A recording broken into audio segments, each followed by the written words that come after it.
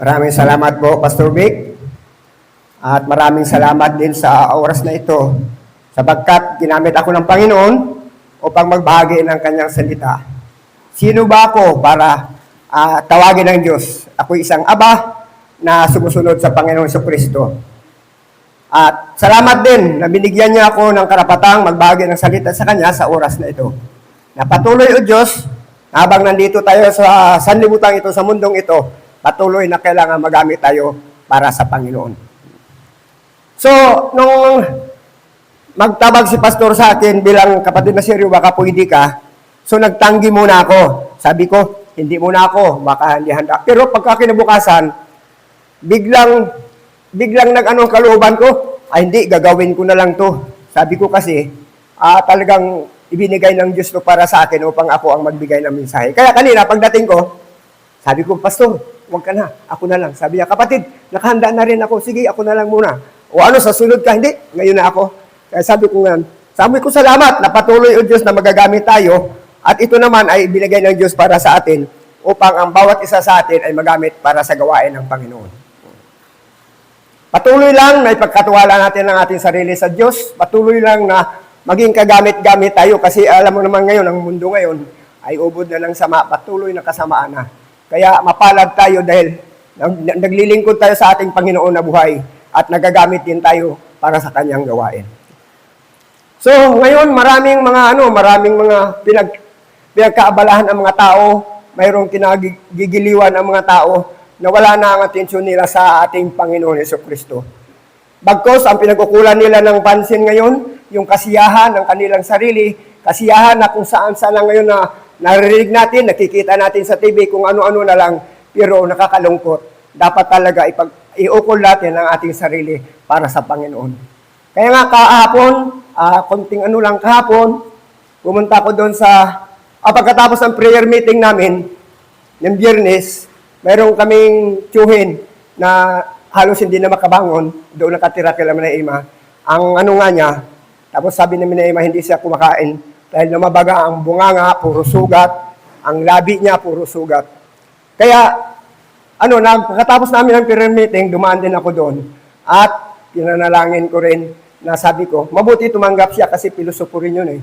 Tumanggap siya, pero wala na siyang magawa kasi nakahiga na lang siya. Ang sabi ko, Kuya Manoy, tawag sa amin, Manoy, pwede bang ipanalangin kita? O tumanggap siya, sabi ko, magtiwala ka lang sa Panginoon. Sabi ko, upang ang anumang karamdaman natin, anumang kasakitan natin, ipagkatiwala natin sa Panginoon. Kahapon naman, pagdaan ko kay kapatid David, hindi rin pala siya makabangon, hindi rin siya makalakad. Kaya pumunta rin ako sa kanya, nakipag-share ako, nakipagkwentuhan ako, na ito hindi niya maigalaw, ang paa niya namamaga. Tapos doon lang siya nakahiga sa ganyang upuan. Tapos gusto niyang bumangon, gusto niya magpainit. Ang sabi nga niya, kung wala siyang kasama sa bahay, pati yung pagpupo niya, hindi siya makapunta sa CR. Kailangan may kasama talaga siya na mag-aalalay para sa kanya. Ngayon, sabi ko kay kapatid na Vic, ang mga karamdaman natin, pagkatiwala lang natin sa Panginoon, higit sa lahat. Dahil siya ang Diyos, siya ang may karapatan na alisin ito. Pero sabi ko, kung kunin man tayo ng Panginoon, nakahanda tayo. Dahil alam natin kung saan tayo papunta. Kaya, sabi niya, sige, mag-pray muna tayo. Ipanalangin mo yung ating karamdaman. Sabi ko, masigit na manalangin ka rin dahil ito iyong karamdaman. So, nanalangin kami. Nag-usap, matagal kong pinanalangin ang kanyang karamdaman. At sabi ko, Lord na si Lord nang bahala sa'yo. Basta magtiwala ka lang kasi parang parang naaburido na siya. Kasi nga, hindi na raw siya makakilos. Ni kahit mag-upo, hindi siya makaupo. Kahit pagapang, hindi siya makagapang. Sabi ko ganun. Sabi ko nga, bahagi lang yan ng mga pagsubok ng Diyos sa atin. Sabi ko, ang Panginoon nga, mas sigit pa. Wala pa tayo sa kalingkingan ang naranasan niyang paghihirap. Sabi ko, ito sa atin, pasampul-sampul lang ito sa atin. Sabi ko, ano lang to? Parang kinakatok lang tayo nito sa karamdaman ito. Pero sabi ko, ako, kapatid na Vic, sabi ko, handa ako. Sabi ko, na ang nais ko lang, na pag natulog ako, hindi na ako magising. Yun ang nais ko. Pero hindi ang kalooban ko masunod, kundi ang kalooban ng Diyos para sa atin. So, tayo po muna ay manalangin, Dakilang Diyos, amang banal, muli pinupuri ka namin, pinapasalamatan o Diyos sa oras na ito, Salamat o Diyos sa pagkakataong ito na muli ay magamit mo ako sa iyong gawain. Salamat din o Diyos na ipinagkatiwala ko ang aking sarili sa iyo. At alam ko o Diyos na wala akong karunungan, wala akong kaalaman, maliban o Lord na ikaw magkaloob nito sa akin. At salamat din o Diyos na binigyan mo ako ng sapat na lakas upang makatayo dito sa gitna ng pulpitong ito. Alam mo naman o Diyos, talos mo na o Diyos, na wala rin akong pinag-aralan, pero sa pamagitan o Diyos na yung salita ay pinagkaloob mo sa akin. Ganun din o Diyos, mga anak mo nandito, na tagapagtinig, paglinawin mo po ang kanilang mga puso at isipan, at higit sa lahat, patawarin mo kami sa aming kasalanan. Kung anong pa man po may natira sa aming masala, tuluyan mo muna po, Lord, alisin ito, upang sa ganun o Diyos, patuloy kaming magpupuri sa iyo. Salamat po, Lord, sa umagang ito, at ibinabalik ko na po ang pinakamataas na papuri sa makapangyarihan pangalan mo lamang na aming Panginoon Kristo. Amen. Pasensya na kayo, kaya naluluha ako, ganun talaga eh. Pag yung medyo bata pa. So, ang tema ng ating mensahe ngayon, ito yung pamagat niya, ang maling paraan ng paghahanap ng kaligayahan. Maling paraan maghanap ng kaligayahan.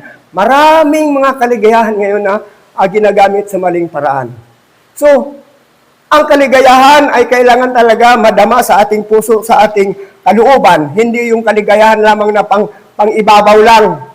Mayroong kaligayahan sa natutuwa lang, mayroong ganyan kung anong mga activities, ang sabi nila masaya na sila makapunta roon, pero mali ng kaparaanan ng kaligayahan. So masigit yung kakamti natin ang kaligayahan at kagalakan na nagmula sa ating puso, sapagkat yun ang nais ng Diyos. Kaligayahan na hindi makasanlibutan, kundi kaligayahan na nag-aumapaw na sa pamamagitan ng salita ng Diyos ay madama natin ang kanyang salita at higit sa lahat, makita ito sa ating buhay. Kaya nga, nung pag-aralan ko nga ang banal na kasulatan, at sinabi ko, Lord, habang doon ako nagsusulat, ang sabi nga ng may bahay ko, siguro gagamitin ka ni Pastor kasi nag-aral ka na naman ng mga mensahe. Sabi ko, hindi lang naman si Pastor ang nagamit ito, kundi ang Panginoon. Sabi ko, pero nanalangin ako, Lord, kung ako'y karapat-dapat sa linggong ito para sa iyong gawain, bigyan mo akong sapat na lakas o katalinuhan upang maipahayag ko yung salita. Kaya ginawa ko, tapos habang ginagawa ko ito, patuloy na nanalangin ako dahil wala naman akong kakayahan ng bahagi ng salita ng Diyos, kundi ipagkatiwala ang kanyang sarili. Kaya salamat sa araw na ito at ang pamagat niya ay maling paraan ng paghanap ng kaligayahan. So mayroon palang ganito.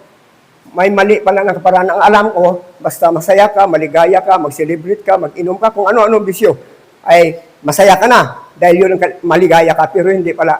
Ang kaligayahan pala ay pang-ibabaw lang. Iba yung kaligayahan sa kagalakan ng puso.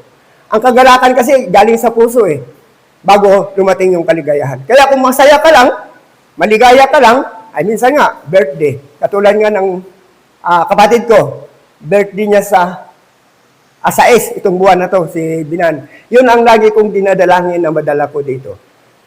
Tapos sabi niya, ng mga pamangkin ko, Tito, kailangan umatin ka sa 6 kasi ikaw magpe-prayer ka doon para sa kapatid mo. Ipanalangin mo siya. Sabi ko, hindi lang sa ganung pagkakataon, araw-araw ko siyang pinapanalangin tuwing hapon.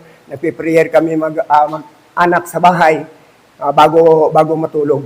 Yun sabi ko, lahat yan pinapanalangin ko na higit sa lahat. Na ganitong konti na lang ang panahon na nilalagay natin sa mundong ito, huwag na natin sayangin. Huwag na natin talaga sayangin. Kaya sabi nga dito, buksan natin ang ating mga banal na kasulatan sa Episo 3:7. Yan. Yan, 3:7. Na dito'y ginawa akong ministro ayon sa kaloob ng biyayang yaon ng Diyos na sa akin ay ibinigay ayon sa paggawa ng kaniyang kapangyarihan. Sa 8, tuloy natin. Sa akin na ako ang kabababaan sa lahat ng lalong mababa sa mga banal, ay ibinigay ang biyayang ito upang ipangaral sa mga hintil ang mga di malirip na mga kayamanan ni Kristo. So dito, kasi King James dito, sinasabi niya rito, ngunit dahil kay Kristo ang mga bagay na pinapalagahan ko noon ay tinuturing kong walang kabuluhan ngayon. Sa 7 yan, ha? Sa 8, oo, itinuturing kong walang kabuluhan ang lahat ng bagay bilang kapalit ng lalong mahalaga ang pagkakilala kay Kristo Jesus na aking Panginoon. Ang lahat ng bagay ay ipinalagay kong walang kabuluhan at itinuring kong basura, makamtan ko lamang si Kristo. So, ito ay ang ano ni Apostol Pablo sa taga-Epeso na kung paano noon ang mga bagay na dati niyang kinagigiliwan, ang mga bagay na ginagawa niya noon, nung wala pa siyang relasyon sa Panginoon, yun ang gusto niya. Ganon din tayo noon. Yun ang gusto natin, mga bagay na nakakaaliw sa ating sarili, pero yun pala ay maling kaparaanan. So, yung sinabi ni Apostol Pablo, ayaw na niya. Kasi ang ayaw niya noon, yung maging bahagi siya sa salita ng Diyos na tagapagsalita ng Diyos, tagapanguna. Ayaw niya noon, ang kinahiligan niya, yung gusto natin noon. Pero, nabaliktad kasi nga, ang gusto niya noon ay ayaw na niya. Ang ayaw niya noon, yun ang gusto niya ngayon. Yun ang salita ng Diyos. So, ganoon din tayo. Ayaw natin yung salita ng Diyos noon. Hindi natin pinapakinggan. Hindi natin ito inintindi. O may magsabi man, hindi. Sabi, may Diyos din ako. Ganoon lang, pa-pleasing-pleasing. Masaya na ako. Kung saan ako makapunta. Dati noon, sumasayaw ako. Pero pinag-aralan ko yung chatsa hanggang ngayon, hindi ako marunong. Sabi ko, yun, doon ako noon sa makasanlimutang mga gawain. So yun pala, kaparaan natin na magkaroon lang tayo ng kasiyahan sa ating sarili. Kaligayahan. Pero iba pala yung kaligayahan na ikaw ay maglingkod sa Diyos. Nandito tayo, masaya tayo. Bakit? Kasi para sa Panginoon, nandito tayo para makinig tayo ng Kanyang salita. Masaya tayo. Iba yung saya talaga na nanggaling sa puso. Iba yung sa dito lang. Kasi masaya ka lang, pagkatapos lalabas ka, wala na. Pagkatapos nun, wala na. Pero ang kasiyahan at kagalakan na mula sa puso, ay yan talaga ay magkaroon ng katuparan mula sa Diyos. So, kaya sabi ko nga, na pinag-aralan ko to, ang sabi nga, na walang kabuluhan ang turing kong basura, makamtan ko lamang si Kristo. Bawat isa sa atin nagnais na talagang makapiling si Kristo. Yung aming ang napag-aralan nung Biyernes, nga sabi ko nga sa Manay Ima, wala rin kabuluhan makamtan man natin ang sanlibutan ito kung wala tayong relasyon sa Panginoon. Kaya nalulungkot din ako dahil yung mga kapatid ko, inaakay ko, pati pamangkin kong iba, inaakay ko. Pero sabi ko, Lord, ikaw na ang bahala. Ikaw na, Lord, ang humipo sa kanilang puso. Kaya nga sabi ko nga, dahil ikaw ang Diyos, iyo lahat ang mga bagay na ito, ikaw lahat may likha ng langit at lupa, sa iyo kami umasa.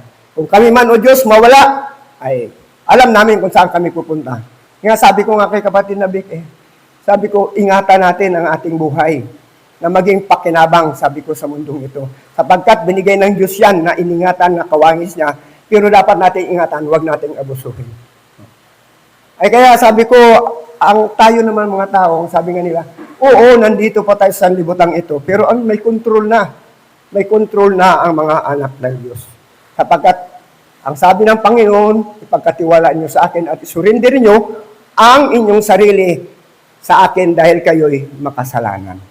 Totoo naman Sabi ko, walang exempted sa atin, lahat tayo'y nagkasala. Pero yun nga, ang mga anak ng Diyos ay hindi na magpatuloy sa pagkakasala. Sabi ko ngayon kapatid na Vic, mag-pray ka. Sabi niya, lagi-lagi na naman ako nag-pray. Ang gusto niya, yung magaling talaga siya. Ganon din aking may bahay. Sabi ko, huwag ka mag-alala. Total, nakakalakad ka pa naman, nakakain ka pa, nakapagsalita ka. At darating din niya, nangagaling ka. Kasi nag-schedule siya, pupunta ng kulyon, magpa-CT scan. Sabi ko. At sabi ko sa kanya, higit sa lahat, manalangin ka sa iyong sarili. Hindi yung kami lang mananalangin, bahagi na lang kami na isang manalangin para sa iyo. Higit sa lahat, yung ikaw mismo na ikaw may-ari ng may karamdaman. Sumapalad tayo kahit papaano na patuloy natin pinagkatiwala ang ating sarili sa ating Panginoon sa Kristo.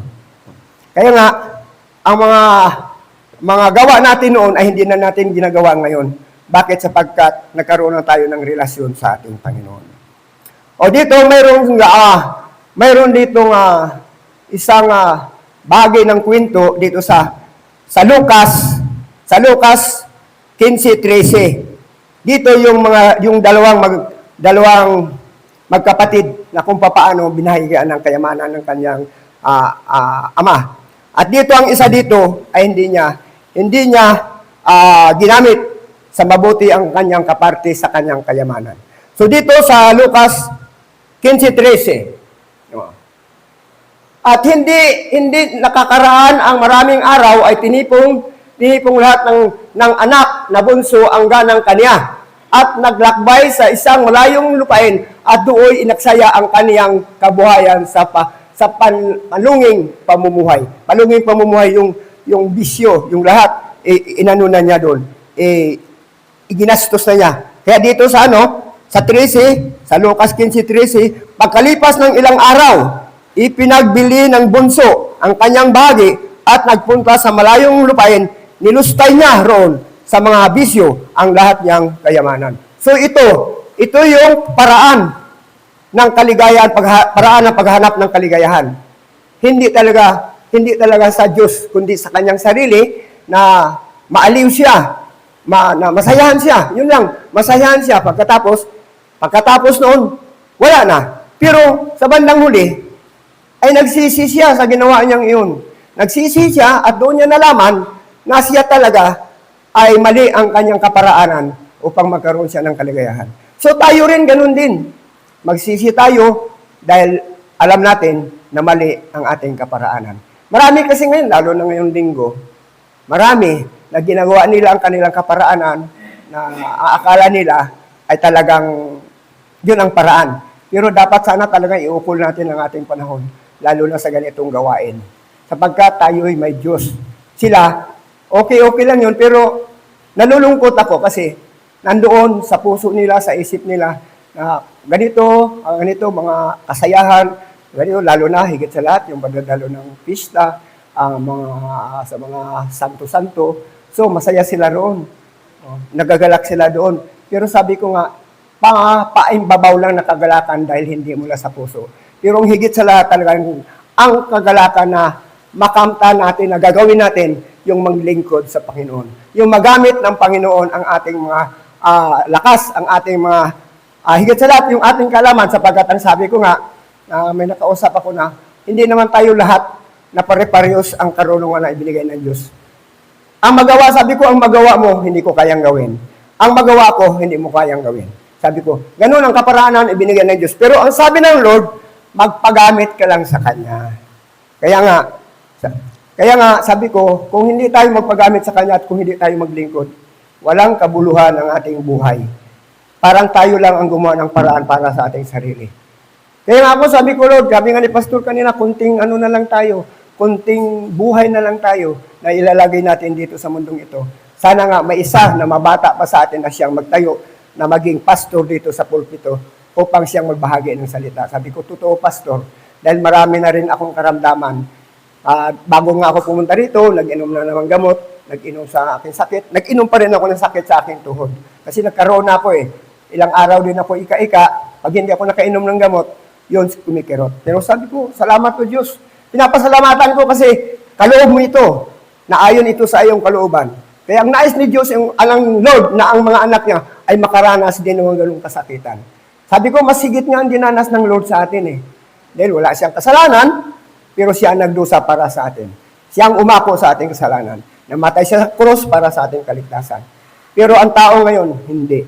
Mas marami nga, sabi nga namin ni Manay Ima, mas marami ang daraan sa maluwang na daan kaysa makikot na daan. Sabi ko, totoo nga. Sabi ko, ilan-ilan lang tayo. Pero yung mga ibang simbahan dyan, punong-puno hanggang labas. Pero nakikita namin sa labas, hindi naman nakikinig. Nandoon, nagkukwentuhan, nagpipicturan. So sabi ko, ipinakita lang nila na ganun sila. Sana hindi naman dito sa atin. Kukunti tayo, pero sa totoo, katotohanan ang ating, ang ating pinanghawakan. Ang salita ng Diyos ang ating pinanghawakan. Kaya nga, ang kagalakan na sinabi rito sa Lucas 23, no? Dahil nagsisi na ito, nagsisi na siya at bumalik doon sa kanyang ama at pinagsisihan niya, ang sabi nga niya, nagpakababa pa siya. Ang gusto nga niya na isama na lang siya doon sa mga katulong. Pero ang sabi, nung makita ng ama ang kanyang anak, sinabi sa 23, no? Ito 23. Lucas 15:23. Sabi niya, English, may ako yan. At kunin ninyo ang pinatabang buya at inyong patayin, at tayo'y magsikain at mga katuwa. So yun ang kagalakan ng binigay ng Diyos Ama sa atin. Ang sabi nga dito, katayin ninyo ang pinatabang guya at tayo'y kumain at magdiwang. So, yun ang kagalakan. Dahil natuwa siya. Dahil ang anak niyang ito, nawala sa kanya at muling nagbalik, at higit sa lahat, wala na yung pag-uugali ng anak niya na makasarili.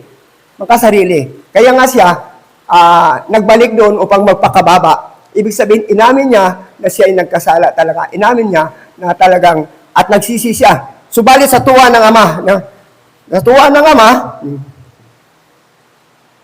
sabi nga dito, nararapat lang sa 30, nararapat lang na tayo magsaya. O nga, nararapat na tayo magsaya sapagkat bumalik ang kanyang anak at nagbalik loob sa ngayon. Humingi ng tawad sa Diyos at higit sa lahat, humingi rin ng tawad sa Ama.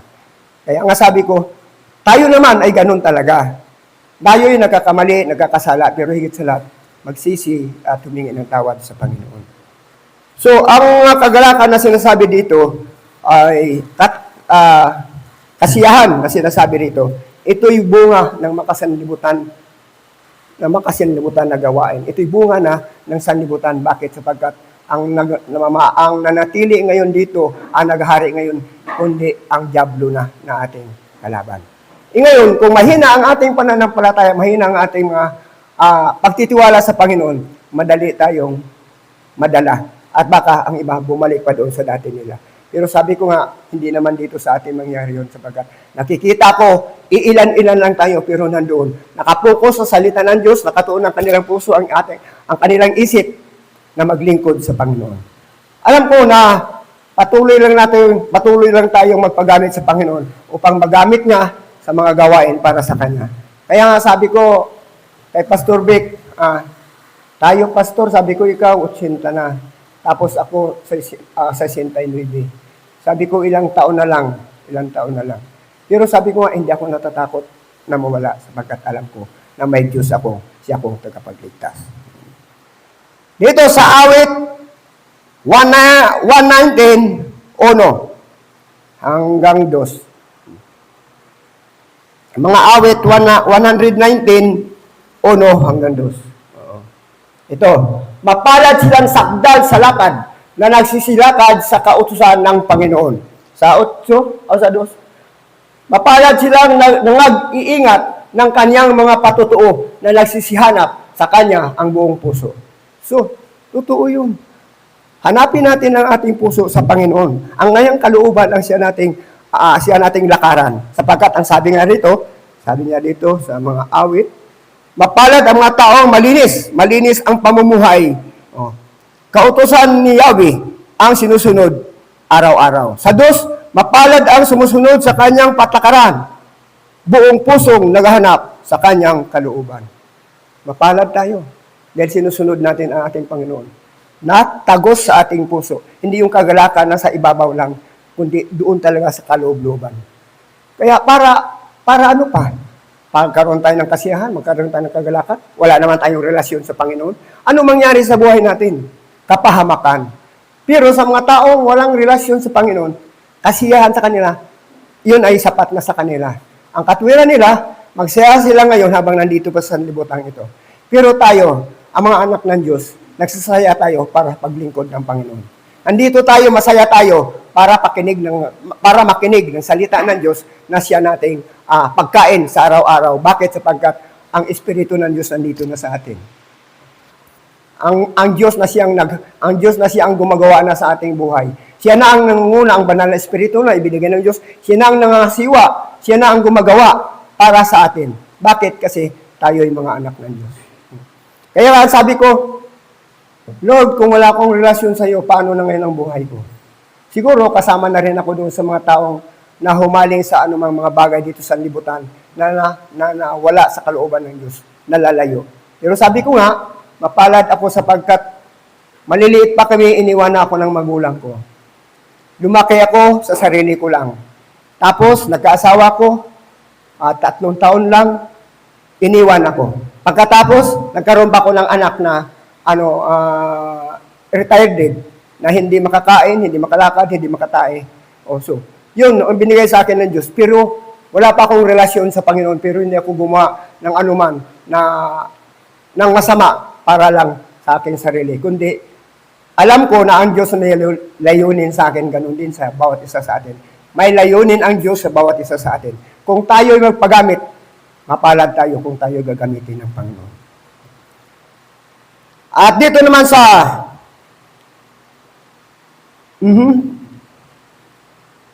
sa 3, sinabi rito sa awit 3, oo, silang hindi nagsisigawan ng kalikuan, sila ay nagsisilakad sa kaniyang mga daan. Sinabi rito, ang gawain ng matuwid ay namumuhay silang ganap, sa kaniyang kalooban ay doon sila lumalakad. Tama po yun. Ang gawain natin na matuwid sa Panginoon, bukal sa ating puso na lakaran natin ang salita ng Diyos. Lakaran natin at hanapin natin kung ano talaga ang layunin ng Diyos para sa atin. Patuloy na ginagamit tayo. Ako nga, sabi ko minsan, oh Lord, kung talagang kanina bago ko umalis, Lord, kung ako'y karapat-dapat na magbahagi ng iyong salita, bigyan mo ka ng lakas ng loob, bigyan mo ako ng talento upang makabahagi ng iyong salita. Ay minsan, sabi ko nga, na Lord, minsan nga, malimutin na ako, pero nandun pa rin. Tapos ngayon, ganyan lang sa may pinto, hindi ko na halos makita. Kaya nga, pag nababasa tayo ng responsive reading, dito na lang ako kasi nababasa ko yan eh. Pero pag dito na, hindi ko na mababasa. Pero sabi ko, bigyan mo pa ako ng linaw ng aking mata. Ay ito nga, nag-antay ako ng salamin, sana ma-release na dyan sa North Gate kasi nagpa-sukat kami. Yung aking may sukat, lahat kami mayroon. Ipapadala raw dyan bago ibibigay na lang sa amin. Yung nga inaantay ko, sabi ko sana mabigyan ako kasi lumalabo na yung aking mata. Kahit pag-aral ko ng salita ng Diyos, ano na lang, yung tinutuka ko, kahit magsulat ako, talagang inisiis ako. Pero sabi ko, Lord, ikaw na magbigay ng linaw nito, ikaw na magbigay sa akin ng kaliwanagan kung paano ito isusulat, kung paano ko ito ibabahagi. At ganoon din naman, sabi ko, kung hindi ka magpagamit, hindi ka gagamitin ng Diyos. Pabayaan ka. Bakit? Kasi nga, may kanya-kanya tayong binigay ng Diyos, may kanya-kanya tayong nilalakaran. Ngayon, kung doon ka lalakad sa maling daan, ay kapahamakan talaga ang papatunguhan mo. Pero ang mga anak ng Diyos, hindi nagpapatuloy doon sa maling daan, kundi dito sa mabuting daan. At anong sabi ng Timoteo 2:22? Ito ay salita ni Pablo na ibinigay niya kay Timoteo. Ikalawang Timoteo 2:22. Ayan. Datapwat layuan mo ang masamang pita ng kabinataan at sundin mo ang kabanalan, ang pananampalataya, ang pag-ibig, ang kapayapaan, kasama ng mga nagsisitawag sa Panginoon mula sa pusong malinis. So ito pinalala ng Panginoon kay Timoteo. Sa kabila ng sabi niya dito, kaya nga iwasan mo ang masamang hilig ng kabataan. Sa halip ay pagsikapan mong maging matuwid, tapat, mapagmahal, at mapayapa kasama ng mga taong may pusong malinis na tumatawag sa Panginoon. So ipinaalala ni Apostol Pablo kay Timoteo sa kabila ng siya'y bata, sa kabila ng pero huwag siyang makiayon sa takbo ng mga kabataan. Kasi nga, kung tayo'y nagagamit na ng Panginoon, nakikita na natin kung anong mali at nakikita na rin natin kung anong tama. Patuloy lang natin ipagkatiwala ito sa Panginoon. Patuloy lang nating lakaran ang kanyang salita. At higit sa lahat talagang mamuhay tayo na ayon sa kanyang salita. Hindi man natin sabing, tao lang tayo. Totoo, tao lang tayo. Hindi natin ma-perfect yun, pero nakikita ng Diyos kung paano ang pagsumikap natin, ang bawat isa na makapiling lagi ang Panginoon. So sa araw-araw nating bumuhay, kahit sa sarili nating bahay, manalangin ka lang. Kung ano man iyong gagawin, kung ano man iyong hanap buhay, kapiling mo na ang Diyos sapagkat ang pananalangin ay salita ng Diyos na makakarating sa Kanya. Bakit? Sapagkat ang pinapanalangin mo ay hindi sa masama, kundi sa mabuti. Kaya ako sa hanap buhay ko, nanalangin ako, Lord, kung anong hanap buhay mo kasi wala na akong lakas. Hindi na ako pwedeng managat na pupuntang dagat para mangawil, pupuntang laot para Diyan na lang ako, sabi ko, Lord, kung may hanap buhay ka ibibigay sa akin, salamat. Kung walang hanap buhay ka ibibigay sa akin, salamat. Hindi yung magpapasalamat lang tayo kung sagana. Hindi yung, kung ano man ang dumating sa atin, kahirapan mo, mapagsubok man, pasalamatan natin ang Diyos, sapagkat ang Diyos ay hindi nagkukulang sa atin. Tayo ang lagi nagkukulang. Ngayon, kumaga sa ano nga, iilan-ilan tayo, pero alam natin na ang Diyos nandito sa atin. Bakit? Kasi ipinagkatiwala natin ang ating sarili sa Kanya, na siya nang gagawa lahat. Hindi yung tayo ang gagawa. Siya, mamagitan niya, siya ang gagawa lahat. Anong gawin mo? Kung hindi ka looban ng Diyos, wala ka talaga magagawa. Kaya sabi ko kay kapatid David, nalulungkot nga ako, kaya lagi kong nababanggit, nalulungkot nga ako na parang naano na yung isip niya. Siguro, wala kasing kausap siya na tungkol sa Panginoon. Kundi siya lang mo isa, naiiwan lang siya doon sa bahay. Kaya sabi ko, kung ako yung gamitin, Lord, na laging makadalaw sa Kanya, kasi kapit bahay lang kami. Minsan kasi rin, pag kumikirot na yung tuhod ko, doon na lang ako nakahiga sa duyan ng binagsakan ng may bahay ko. Kaya, sabi ko nga, Lord, sabi ko, kung ang salita mo, O Diyos, ay karapat-dapat sa akin dahil ako'y makasalanan, na maibahagi ko ito sa aking mga kapatiran. Salamat, O Diyos. Kung hindi man, O Diyos, kung ako'y tagapakinig mo lang, salamat din, O Diyos, dahil nagagamit mo ako. Kaya, bawat isa sa atin, mapalad tayo. Dahil iilan lang tayo, pero ang totoo, nandoon tayo kay Kristo. Marami nga ang iba, punong-puno nga, pero wala namang mga relasyon sa Panginoon. Dadadala lang, o kaya naingganyo lang, dahil sa mga kabataan, na sumasama lang doon, pero wala talaga sa totoo ang puso nila para sa Panginoon. Kaya sabi ko, anumang bagay, kaya ito ngayon, sabi ko, lagi ko pinapaulit-ulit. Ngayong araw na ito, tapos sabi ko, nandoon, naghanap buhay ko, sabi nga nila, ay paano yan, nagsimba ka, baka paglabas mo, maabot mo pa. Hindi na, dahil alam ko, sabi ko, na talagang malapit na, mga ilang ano na lang, ako nang susunod. Pero hindi yun mahalaga sa akin. Ang mahalaga sa akin, nandito ako sa bayan ng sambahan ng Panginoon. Nandito ako upang magbahagi ng salita ng Diyos. Kaya nga, ang tawag nila sa akin noon Pastor Seryo. Sabi ko, sus, kagandang pakinggan, Pastor Seryo. Pero sabi ko nga, akong anong kalooban ng Diyos, maging magamit lang niya ako dito, magbahagi ng kanyang salita. Katulad ngayong darating na linggo, Pizza Gis, at alam ko na gagamitin din ako ng Diyos upang magpaliwanag ng kanyang salita, maging ang ating mga kapatiran. Patuloy lang natin ipagkatiwala sa Kanya. So dito na tayo sa Galatia 5:16. 5:16. Sinabi ko nga, magsilakad kayo ayon sa Espiritu at hindi nyo gagawin ang mga pita ng laman. Okay.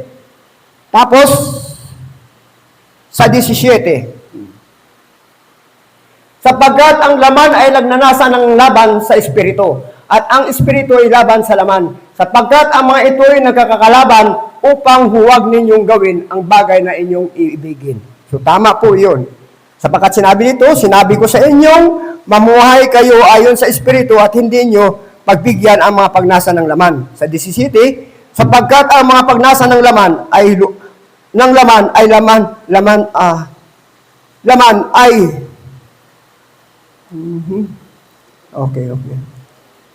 Okay, dito na. Kagustuhan ng Espiritu at ang kagustuhan ng Espiritu ay laban sa laman. Oo. Mga pagnasa ng laman ay magkalaban.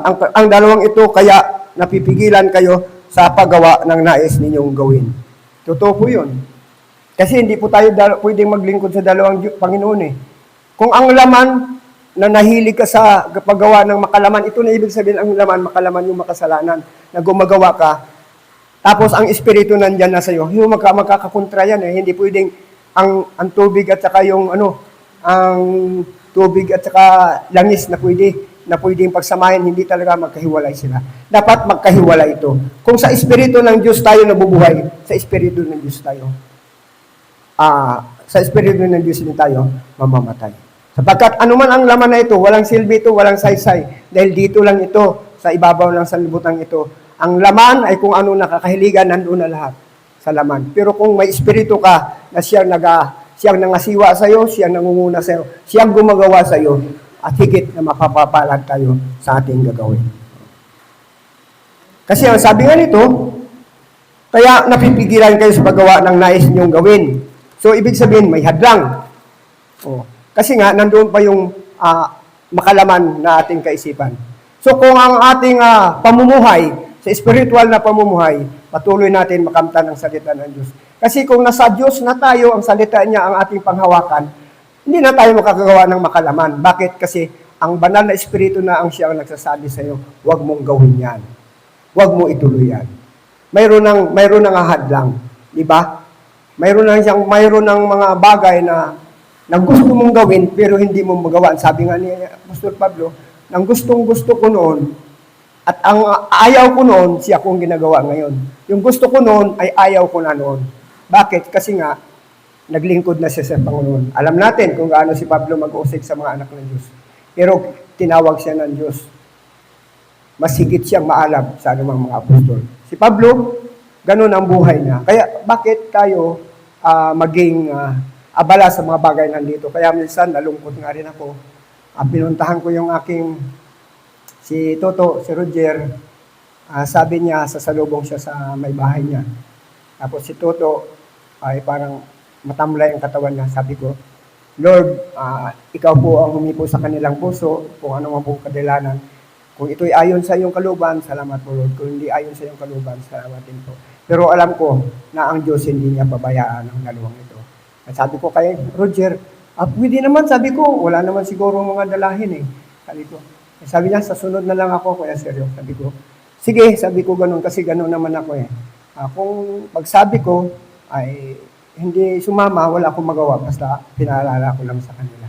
Kaya nga, sabi nga ni Aris, ay bakit pa kailangan mo pang sabihan sila? Alam naman nila na araw ngayon ng linggo, alam naman nila ang katotohanan na ngayon ay araw ng pagsamba. Sabi ko, kasi sabi niya, kung talagang sila, hindi mo na sila dapat sabihan. Sabi ko, alam mo, sir, sabi ko, Aris, mahina pa ang pagkain nila na para sa salita ng Diyos. Kaya sabi ko, kailangan alalayan. Alalayan. Kaya sabi ko, salamat o Lord na maging kagamit-gamit mo. Magagamit mo ako, hindi kagamit-gamit. Kundi magamit mo sa kabila ng ganitong aking kalagayan, sa kabila ng ito. Kaya nga, sabi ko, yung mga guest ko, mga English, nakakaintindihan kami. Pero bago ako umalis, sabi ko, Lord, tulungan mo ako. Bigyan mo ako ng kasapatan na pamamagitan ng sinyas o ano paman ay magkaintindihan kami. Salamat ng Diyos din kasi nagkaintindihan kami. Bagamat konting alam ko lang, grade 1 lang na English, okay na yun. Sa kanila, okay na. Kaya sabi ko, Lord, alam ko na ikaw nang usap. Alam ko na hindi mo ko pabayaan. Kapagkat ito ang hanap buhay ko, wala na akong ibang hanap buhay. Sa bahay, ganito, sabi ko nga, nag-iigib pa ako 2 container, sabi nga nila mo na ima, bakit nagbubuhat ka pa? Dito nga. Kaya tuwan-tuwa nga ako dito. Sinanay ni pa, talang-taranta, huwag ka nang bumuhat dyan. Kasi mabigat yan. Pero sabi ko, nakakabuhat pa ako, lalo kung walang tubig sa bahay, nakakaigib pa ako. Nakapaghanap buhay pa. Pero paingka-ingka nga ako, dahil nga ang tuhod ko. Pero nagtitiwala ako sa Diyos, sabi ko. Dahil sabi ko, ikaw may lalang sa akin, ikaw nagbigay ng lakas, at ikaw rin kukuha ng lakas. Ikaw nagbigay ng buhay, at ikaw rin ang kukuha ng ating buhay. Kaya ang atin lang, patuloy natin ipagkatiwala ang ating sarili sa Panginoon. Kasi nga, kung hindi natin ibigay ang ating sarili sa Panginoon, kung sarili lang natin, wala tayong magawa. Totoo yun. Bigyan ka lang ng karamdaman eh. Wala ka nang magawa. Kaya nga, sabi ko, nalulungkot nga ako kay kapatid na Vicky, na gustong-gusto niyang makalakad, gustong-gusto niyang masikatan ng araw. Sabi niya po siya, kahit pagapang, hindi ko na magawa. Hindi ko alam. Sabi ko, ikaw lamang at ang Diyos ang nakakaalam sa buhay mo. Kung ano talaga ang relasyon mo sa Panginoon, ikaw lang nakakaalam at ang Panginoong Jesucristo. Kaya tayo ay kahit papaano, sabi ko nga, pinagbasihan ko ang pamilya Ormedo. Si Nanay Nimpa, si Pastor Vic, si Grace. Sabi ko, palit-palit sila. Ginito ko kay Bikong. Nung linggo si Grace, hindi siya nakasimba. Bakit? Kasi nagkaroon siya ng karamdaman. Nung nakaraan, si Nanay Nimpa. Si Pastor, nung linggo, nakikita ko, katabi ko siya. Pagkatapos ng kanyang mensahe, hinihingal siya, kinakapos ang kanyang hininga. Pero, hindi man lang nag-imig si Pastor. Kaya nakita ko, naramdaman ko kasi magkatabi kami. Sabi ko, ako pa kaya na kahit paano may lakas pa ako. Kaya Lord, sabi ko, patuloy lang. Sabi ko, kaya nga ang sabi ni Pastor Vic, maghanda lang ako ng mga pisa na gagamitin. Kung sakali man emergency na hindi siya makatayo sa gitnang pulping ito, nandito ako upang magbahagi ng salita ng Diyos. At dito tayo sa, ang sabi nga rito, sa mga awit, 37:3. Dito talaga, ito aking pinagbabasahan. Mga awit, 37:3. Tumiwala ka sa Panginoon at gumawa ka ng mabuti. Tumahan ka sa lupain at gawin mong kumain sa kaniyang pagkatapat. Dito, 4. Magpakaligaya ka naman sa Panginoon at ibibigyan ka niya bigyan ka ng nasa ng iyong puso. So dito, sinabi niya dito, umasa ka sa Diyos, ang mabuti ay gawin at manahan kang ligtas sa lupain. Sa 4, kayaw mo hanapin ang kaligayahan at ang pangarap mo iyong makamtan. Totoo po yun. Kayawin natin hanapin ang ating kaligayahan. At anumang mga hadlang sa ating buhay, makakamtan natin ito. Bakit? Sapagkat siya ang pinagkatiwalaan natin. Ibibigay ng Diyos ito. Ibibigay ng Diyos ito sa atin. Minsan lang kasi tayo, pag hindi binigyan, parang wala na. Parang katulad yan, lalapit ka sa iyong kapitbahay, manghingi ka o kaya manghiram ka, pag hindi ka binigyan, nagsama na ang loob mo. Pero ang Diyos hindi. Basta nakita niyang tapat ang puso mo, tapat ang isip mo sa Kanya, at siya lamang ang iyong pananampalatayan, tiyak. Na tiyak talaga, tutugon ang Panginoon sa atin. Kaya sabi ko, anong man natin yung kaligayahan dito sa ibabaw ng sanlibutan ito? Dito lang. Pag ikaw nawala, wala na, iwan mo na. O paano ngayon kung wala ka sa piling ng Panginoon? Wala na. Ang sabi nga, ay kung makatok ka sa pinto, hindi mo nang binuksan ng Diyos, na siya na pala ang kumakatok sa puso mo, ay anong saysay ng buhay mo? Diba? Eh sabi nga nila, hindi, basta nandito ka, magpakasaya ka, kung may pira ka, sige, gastos dito. Ibig sabihin, sila pala napakasaya, gastos dito, gastos doon. Dahil yun ang kanilang, yun ang nais ng kanilang isipan, ng kanilang puso. Pero sabi ko, tayo naman, sabi ko mga anak ng Diyos, ay hindi nagpapatuloy sa ganun. Hindi nagpapagamit sa mga bagay.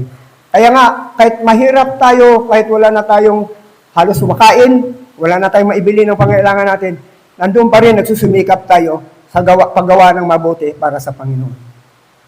Ako kasi lang, sabi ko, Lord, makabiyahe ko isang biyahe, 320. Pag isang tao lang. Pag 2 tao, isang biyahe, 340. Minsan, magbili na kami ng ulam, tig 160 ang ulam. Aroy, sabi ko, ilan na lang matira. Ay, ako mahilig sa prutas kasi nga, itong sikmura ko, kailangan lagi nakakain. Ay, magbili ako ng saging. Matimbang ako doon kay Mian, 1 kilo. Aroy, higit 100. Adi, wala na, kapos na. Pero sabi ko, ay, okay lang yan din. Kahit paano si Alding sa 1 linggo, 2 beses mag-therapy, linggo-linggo, 1-4 ng 1-4. Nakakaraos din, kahapon ba yun, isang araw. Doon naman siya galing. Ngayon, pupunta naman sa Martes. Pupunta naman siya, therapy na naman. Oh, higit 1,000 na naman yun. Pero nandoon ang Diyos, binibigyan niya ang mga katugunan. Ano ang Diyos, hindi kami pinagkulang. Nakakamirinda pa, nakakainom pa ng coke, pero hindi na ako umiinom ng coke. Kasi bawal sa akin eh. Kaya sabi ko, yun ang pasalamatan natin lagi sa Panginoon. Hindi yung masaya tayo sa mga ganung bagay na walang kakwenta-kwenta. Sabi ko nga. Ay minsan, sabi nila, seryo, bakit parang lagi ka na lang sa bahay mo nagmumukmuk? Ay sabi ko, lalabas ako. Pagkatapos, mga kwentuhan dyan, na makasinlubutan, dito na lang ako sa bahay. Nakaupo ko, magmuni-muni. Sabi ko ganun. Kaya sabi nila, para ka na lang din, no, wala kang kaligayahan sa voice. Sabi ko, masigit maligaya ako. Bakit? Kasi ang salita ng Diyos, ang siya kong pinanghawakan. Sila, makita mo, pag kausap mo pa lang, ano, bakit hindi ka nakabiyahe, hindi ka nakapaghanap buhay? Wala, lasing ako eh. Bawal doon ang lasing eh.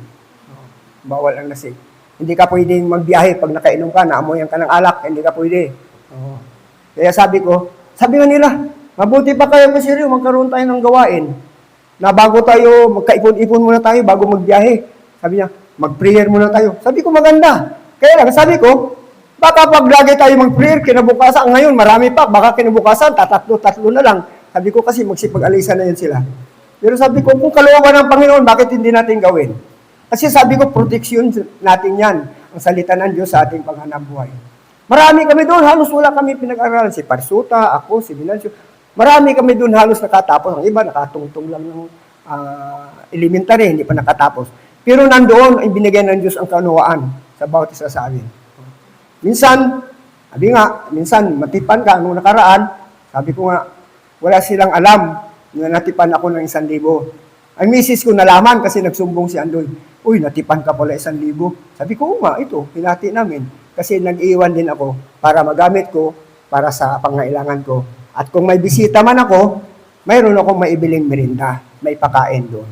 Pero bago sila pumunta ng bahay, talagang parang alanganin nga, kasabi nga nila, kung seryo, kung magpunta kami doon, katulad yan, ang ialok mo lang sa amin, kape o kaya soft drinks. Sabi ko, yun lang naman talaga. Pero sabi ko, kung kayo manginginom, huwag na kayong pumunta sa bahay. Tinuturo ko doon, sabi ko, yung kapatid ko, kung sa inom lang, ay huwag mo nang pakitaan ng gin, sigurado lalapit yan. Pero pagsalita ng Diyos, hindi siya. Sabi niya, saka na lang kuya. Kaya ngayong pizza sais, sabi ko, Lord, pagkakataon ko na to. Pagkagaling ko ng ospital, diretso ako sa kanila kasi pizza sais schedule ko dyan sa ospital eh. Kaya sabi nga rito, di ba, na kayawi mo hanapin ang kaligayahan at ang pangarap mo si iyong makamtan. Napakaganda. Sa Panginoon natin ibigay, sa Panginoon natin hanapin. Ano mang pangarap natin, ano natin sa ating buhay, ibibigay ng Diyos yan. Bakit? Sapagkat mga anak niya tayo. Hindi niya tayo pagutumin. Dahil nandyan ang Diyos eh. Oh, na siya nagbibigay para sa atin. Kahit na kumilos tayo ng kumilos, kung hindi kalooban ng Diyos, walang mangyari sa buhay natin. Mapagod lang tayo. Katulad nga, di ba sabi ng Panginoon kay Pedro, Panginoon, magdamag po kaming ng isda, pero wala kami nahuli. Pero ang sabi ng Panginoon, diyan din sa pwesto mo na yun, ihulog mo sa kaliwa. Hindi nila mabatak. Ang daming huli. Punong-puno ang bangka. May mga bangka pang pinagkargahan ng huli. Ganon ang biyaya pagpapala ng Diyos sa atin. Bakit? Ipagkatiwala mo lang. Ay, di ba hindi siya nagtiwala sa Panginoon? Timulag sila sa Panginoon. Nagsarili. Master Master ng pangingisda. Ako, master na rin ng pangingisda. Kahit anong pangingisda, nagagawa ko, wag lang yung maghagis ako ng dinamita. Yun ang hanap buhay. Pero kung sa sarili mo lang, wala kang kakayahan para gawin iyon. Maliban ang Diyos na siyang magbigay sa iyo. At dito naman, sa Mateo, sa 6:33, lagi natin to. Lagi talaga itong sinasabi na Mateo 6:33. Datapwat hanapin muna ninyo ang kaniyang kaharian at ang kaniyang katuwiran at ang lahat ng mga bagay na ito ay pawang idaragdag sa iyo. Yun ang nais ng Diyos. Bago ang lahat, unahin mo muna ang kalooban ng Diyos. Ang sabi nga niya dito, ngunit higit sa lahat ay bigyang halaga ninyong ang kaharian ng Diyos at ang pamumuhay ng ayon sa kanyang kalooban at ibibigay niya sa inyo ang lahat ng mga bagay na ito. Ibibigay ng Diyos. Pero hindi naman sabihin, ibibigay pala ng Diyos ng lahat, kahit ano na lang ang gawin ko. Dahil ibibigay, hindi. Alam na ng Diyos na ikakasama mo ang bagay na ibibigay niya, hindi niya ibibigay.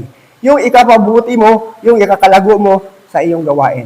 Higit sa lahat, ang salita ng Diyos natin panghawakan. Kasi kung hindi natin panghawakan ang salita ng Diyos, anong mangyari sa buhay natin? Ganito nga, sabi ko nga, si Pastor Vic nga, walang hanap buhay. Si Nanay Nimpa, wala rin hanap buhay. Si Grace din, walang hanap buhay. Pero nandoon ang biyaya ng Diyos na ibinigay sa kanya. Sabi ko, ako, yan lang din ang hanap buhay ko, pero kahit paano. Sabi ko, papuntang simbahan, nagkaroon ako ng pamasahe, magkaroon ng sabi ko, Lord, Lunes, Martes, Merkulis, hindi ako nakabiyahe. Kahapon, isang araw, hindi rin ako nakabiyahe kasi mahina ang turista. Pero Lord, sabi ko, kahapon, sabi ko, Lord, bigyan mo ako, Lord, ng gift na may mabuting puso. Sabi ko, para mayroon ako magamit papunta sa iyong simbahan. So, kahapon, nakadalawang biyahe ako. Pagkatapos, dalawang biyahe, 680. Dalawang biyahe, dalawang tao. Tapos, binigyan pa ako ng tip ng 600. Sabi ko, salamat, Lord. Kaya sabi ko sa may bahay ko, ito na yung 600 para pandagdag mo doon sa iyong therapy. Ganon ang pagpapala ng Diyos sa taong nagtitiwala sa Kanya. Kung tayo hindi magtitiwala sa Kanya, hindi tayo pagpalain. Sila lang nagsabi na, bakit ganito ang buhay namin? Maganda ang buhay namin. Sa iyo. Kung hindi ka kakayod, hindi ka kakain, hindi ka kikita. Totoo yun. Kung hindi ako maghanap buhay, anong mangyari? Pero ang aming pinaghanap buhayan ay napunta sa mabuting napupuntahan. Sabi ko, malalaki ang kita nyo. Oh, pagkatapos, mabalit ng, aroy, natalo ako ng 10,000 sa sabong. Oh, magkakwentuhan yan sila. Ay, bakit? Nagsabong ka pa? Ay, siyempre, kahit pa paano, maglibang-libang ka sa sarili mo. Sabi ko, ang pamilya mo, nangungutang, pero ikaw nagsasabong. Oh. Sabi ko, yun ang mga dapat nakikita mo sa mga nakapaligid sa amin, nakikita ko. Pero sabi ko nga, nasa inyo na rin yan. Sabi ko, kayong may hawak ng buhay nyo. Kung yan talaga ang gusto nyo, wala kayong magawa. Dahil sabi ko, dalawa lang naman ang hanap ng Diyos eh. Sabi ko, yung sa Kanya at sa kabilang buo, sa kabila ng Kanyang kalaban. Kaya malaya tayo na gumawa ng masama, malaya rin tayong gumawa ng mabuti. Kaya nga sabi ko, na ang talatang ito sa Mateo 6:33 na lagi nandyan, sabi ko, at sabi ko nga sa kanila, ano man ang gagawin natin kung wala malayo ang Diyos sa atin, wala tayong magagawa. Pero kung unahin muna natin ang Diyos, bago ang ating sarili, pagpalain tayo ng Diyos. Kaya nga nalulungkot ako, pag mag-invite ako, mag-ano ako na hindi ba sumasama, nalulungkot ako, pero sabi ko, Lord, ikaw nang bahala sa kanya. Katukin mo ang kanyang puso na maging desidido na ipagkatiwala ang kanyang sarili sa iyo. Yan si Toto, nasabihan ko na rin.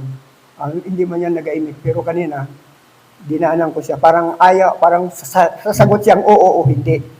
Ay naunawaan ko agad yun. Kaya sabi ko, Lord, ikaw nang mangusap sa kanya. Sabi ko nga, sige, sa sunod na lang daw siya. Ganon din si Roger. Pero sabi ko, huwag kayong mangako sa akin dahil ako'y katulad din ng inyo. At nangako kayo, ang Diyos ang iyong pinangakuan. Pero hindi ko sinasabi nila pagdating na, sige, nangako kayo sa akin, dapat to pa rin yun. Hindi, malaya pa rin sila. Kasi natutunan ko to sa ginagawa ni Pastor. Pag alam ni Pastor na wala kang kakayahan, hindi kanya papatayo sa pulpito. Kahit nung nanalangin kami, alam ni Pastor, hindi ka tatawagin na hindi ka marunong manalangin. Nandoon kasi nagdidipindi siya upang ang bawat isa sa atin na hindi masaktan. Ganon din ang ginagawa ko. Huwag mong pilitin, hayaan mo lang siya. Sabi ko, nandiyan naman ang Diyos na siyang ihipo sa Kanya. Nandiyan naman ang Diyos ang siyang kakatok sa Kanya. Kaya sabi ko, ang puso natin kung sirado sa Panginoon, wala talaga. Kung makatok na ang Diyos sa may harap mo, sa may pintuan mo, hindi ko binuksan. Sirado ang puso mo Bakit? Ay mayroon hadlang. Mayroon hadlang. Kaya nga sabi ko, salamat o Diyos na kami mga anak mo na patuloy na ipagkatiwala ang sarili. Kami mga anak mo na patuloy magagamit mo sa inyong magawain. Kanya-kanya. Mayroon na nalangin dito sa ating mga kaloob. Mayroon na nalangin naman sa mga hanap buhay. At higit sa lahat, ang pananalangin natin ay tao sa ating puso. Dahil yun ang gusto ng Diyos, maging tunay ka at tapat na tagasunod niya. Ay kung ang pagsunod mo lang sa Panginoon, parang pakitang tao lang. Karamihan ngayon yan, ganyan pakitang tao lang. Pag yung sa kuyunin pa, kung kabutigon, dato, diretso sanda, magbutig-butig. Kaya sabi ko nga, kung ikaw lingkod ng Panginoon, kung tayo mga anak ng Diyos, ang mga bagay na yan ay hindi na natin ginagamit. Kundi magpakatuto tayo sapagkat ang sabi nga nila, nakapaligid ang makasanlibutan. Pero ikaw ay ilaw na nagliwanag sa gitna nila. Nakikita nila, kaya sabi na, yung bisita nga ni Alcer kahapon, foreigner yun, kaibigan niya, na foreigner. Pagkatapos, nagpagawa ng bahay dyan sa, kunting kwento na lang to, nagpagawa ng bahay dyan sa Pisiris. Nakabili kasi ng lote. 320 ata yung lote lang. Bahay lang. Ngayon, ipapasimento na ata. Si Alcer ang katiwala doon Si Alcer kahapon, kasi nakabiyahe ko nandun sila, nagpicnic sa City Picados. Umakyat ako doon. Kasi katabi lang bangka namin. So, nandun sila, nag-inuman ng beer kasi nanginginom yun ng beer. Pagkatapos, Tay! Tito, ang tawag sa akin, Tito Tito, sabi niya, mag-set ka. Sabi nung manugang ko, si Jana, Sir, hindi man yan nag-inom si Papa. Bakit? Tatay mo pala yan? Sabi niya, oo. Bakit ang layo ng mukha ni Alcer sa kanya? At saka ang layo ng pag-uwali ni Alcer sa kanya? Sabi niya, walang bisyo yan. Swerte ni Alcer dahil ang tatay niya walang bisyo siya, lumaki na may bisyo. Pagkatapos sabi niya, Tito, hindi ba sumakit ang ulo mo sa anak mo ito? Sabi ko, nandun na rin, pero sabi ko, dahil anak ko siya, tanggap ko ng lahat. Pero yun, alam ko pabiro lang yun kasi si Alcer ang pinagkatiwalaan niya. sabi ko nga na balang araw, sabi ko nga na sana yan si Alcir, isa rin yan kasi lagi na natin kasama rito. Sa camp noon, lagi namin kasama yan. Pero sabi nga ni Pastor Ron, may sariling pag-uugali si Alcir. Totoo, may sarili siyang pag-uugali. Pero ako, pinapabayaan ko lang yan. Sabi ko, bahala na ang Lord dyan. Kaya sabi ko kay Alcir, kay Jana, bakit kayo hindi kayo nagpatuloy na pagsimba doon sa simbahan? Ay minsan, narinig ko rin, ay hindi naman ako talaga yung Kristiyano, ano man ako, yung Katoliko. Sabi ko, hindi naman yung kung Kristiyano ka, yun ang panghawakan mo, kundi yung salita ng Diyos. Sabi ko ang panghawakan mo. Pero alam ko, may gagawin ang Diyos para sa kanila. Hindi ako nawala ng pag-asa. Ganon din sa kapatid ko. Balang araw, sabi ko, habang may hininga pa siya, kasi sa isinta pa lang siya, sa isinta pa lang siya. Sabi ko, madadala ko rin yun dito sa ating simbahan. Kasi ang mga anak niya, dito, anuhin mo naman si Papa. Sabi ko, dami na yan. Nagkatoliko, nag-iglesia, nagsimba-simba rin yan sa amin doon pa sa may makinit ang simbahan. Pagkatapos, kasi malapit lang ba, nawala na naman, bumalik na naman sa bisyo niya. Pero sabi ko nga, minsan nga, sinasabi ko na, ano kaya Lord? Sabi ko, bigyan mo siya ng karamdaman na hindi na siya makalakad, para dyan na lang siya, pero hindi. Sabi ko, mali yun, kasalanan yun, kasi pinapanalangin mo siya ng ganun. Kundi ipanalangin ko na lang, ipuin ang kanyang puso. Nawa, pagdating ng araw, makasama na namin siya. Kahit na yung asawa ni Marge Flores, si Parisuta, minsan magsimba naman tayo. Sabi ko kasi ang 6 na araw sa atin dito Sabi ko, ang isang araw, wala pa isang araw. Sabi ko, kulang-kulang lang 1 oras. Sabi ko, na makinig tayo ng salita ng Diyos para mabago naman yung ating paligid na hindi yung mga ganitong usapan ng makamundo, kundi ang salita ng Diyos ng ating makamtan. Sabi niya, saka na lang pre. O sige, nagtitiwala rin ako yan. Mga pinapanalangin ko doon, yung mga lasinggiro. Sabi ko, Lord, ano kaya ito magkaroon ng katuparan? Kasi mga lasinggiro itong pinapanalangin ko na gusto kong madala dito. Kasi nga, ang tuninto ni Pastor na yung anong lugar yun na nag-PI sa kanya, na lasing pag pumapasok doon, pero naging tagapanguna, naging katuwang ni Pastor B. So, ano pa kaya sila? Sabi ko, basta sabi ko, Lord, tulungan mo lang ako. No. Pag binanggit mo na yan, ang salita ng Diyos, wala nang imik yan. Dahan-dahan na silang alis, titingin-tingin sa'yo. Hindi huwag ka nang sumunod, baka tumakbo pa yun. Ganon, sabi ko. Basta sabi ko, Lord, habang may lakas pa ako, habang medyo, sabi ko, 79, ay sabi ko, kung bigyan mo pa ako ng pagkakataon na dumagdag pa doon ang edad ng dumagdag, salamat o Lord. Kung hindi na, salamat din o Lord. Dahil sabi ko, ako wala na akong hangad kundi magamit ng salita ng Diyos. Sabi ko, minsan nga, iniisip ko, ano kaya kung dito sa gitna ng court na ito, kadaming tao, kung nandito ako, nagsasalita, nagpapahayag ng salita ng Diyos, may makikinig kaya. Minsan kasi doon, mga tawag niya sa akin, pastor. Lalo na pag nakabag ako, nakaganito ako, andyan na si Pastor Sergio. Sabi ko, natutuwa ako kung ganun kasi nagrespeto sila sa akin at nakikita nila na ako'y ginagamit ng Diyos para sa maglilingkod. Ngayon nga, sabi nila, parang nakasuot ka Kuya Sergio ng puti Ikaw bang speaker ngayon? Taga-CEO, Northgate, nagatanong sa akin. Oo, kasi ngayon mayroon akong ginawang mensahe na ipapahayag ko doon, sabi ko sa aking mga kapatid. Sabi ko, kapatiran.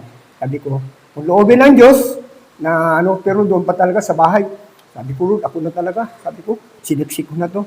Sabi ko, pagdating dito, salamat naman, dahil ang Diyos ang siyang nagbigay sa akin ng karunungan. Salamat naman, nawa sa puso natin at higit sa lahat, unahin natin ang paglilingkod sa Diyos para magkaroon tayo, makamta natin ang katiwasan ng ating buhay. Hindi yung hangarin natin na maging masaya tayo, maligaya tayo, pero wala naman tayong relasyon sa Diyos. Hindi yun nais ng Diyos. Ang nais ng Diyos, magpakumbaba tayo sa kanyang harapan, magsusumamo tayo, at higit sa lahat, ang salita niya, ang ating panghawakan. Tayo po'y manalangin. Amang banal Diyos na makapangyarihan sa lahat. Salamat po Diyos sa oras na ito na ako'y nagamit mo sa pagpahayag ng salita. Bagamat o Diyos, ang iyong abang lingkod ay walang natapos, kundi sa pamagitan mo, O Diyos, ay nagkaroon ako ng kaalaman sa pagsasaliksik na iyong banal na salita. Salamat, O Diyos, sa pagbigay mo sa akin ng oras na ito. At salamat, O Diyos, sa masalita mo na nabahagi ko sa aking mga kapatiran. Nawa, O Diyos, matanim ito sa aming puso hanggang sa aming pag-uwi sa aming tahanan ay makamta namin ang salita mo na patuloy o Diyos na siyang magamit namin habang nabubuhay pa kami. Maraming salamat o Diyos sa umagang ito, ay tigit sa lahat o Diyos. Pagpalain mo ang araw na ito. Amen.